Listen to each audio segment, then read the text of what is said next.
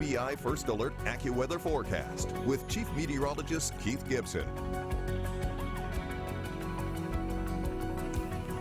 Friends, it is already pumpkin spice season at certain coffee houses, but meteorological fall officially begins September, and that continues October, November, so just 2 days out from that, if you can believe it. Now, the fall equinox actually occurs on September 22nd, a little bit delayed.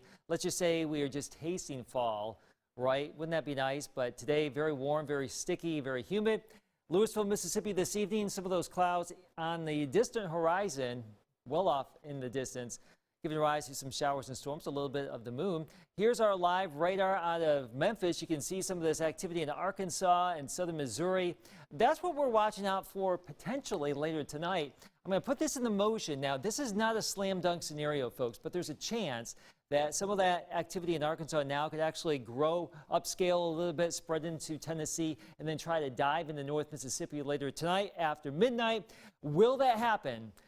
Your guess is as good as mine at this point. These clusters of storms are pretty fickle. We'll assume that it will to some extent, but it could be big. It could be a little bit of a minor event here. But whatever happens tonight could actually decide what happens tomorrow. So if those storms come in and set out a boundary across our area, it could actually keep things pretty quiet during the day tomorrow. But if they don't come in tonight or not as much tonight, then we may see more scattered showers and storms tomorrow. So that's what we think is going to happen. There's probably going to be more scattered storms during the day Sunday.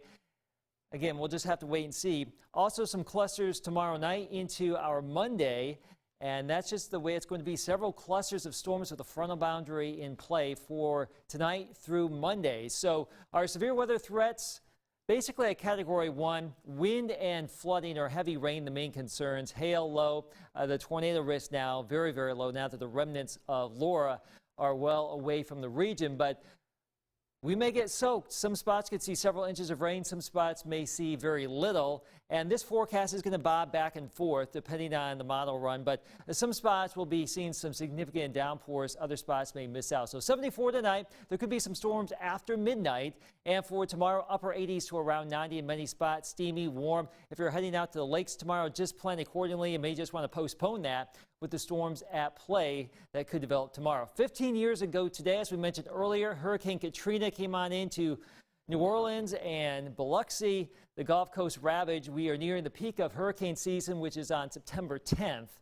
And we'll just see how things go the rest of the season. But now we can get development all the way across the Atlantic Ocean and, of course, the Gulf of Mexico and the Caribbean. Right now, we're just watching 2 weak disturbances out there of no immediate concern, but anything out there right now has to be watched. Sunday and Monday, a 60% chance of rain, highs in the upper 80s, lows in the 70s, lower 90s for a good chunk of next week as we get into meteorological fall. Still very warm and humid, probably a little bit drier, a little bit more comfortable by next Saturday.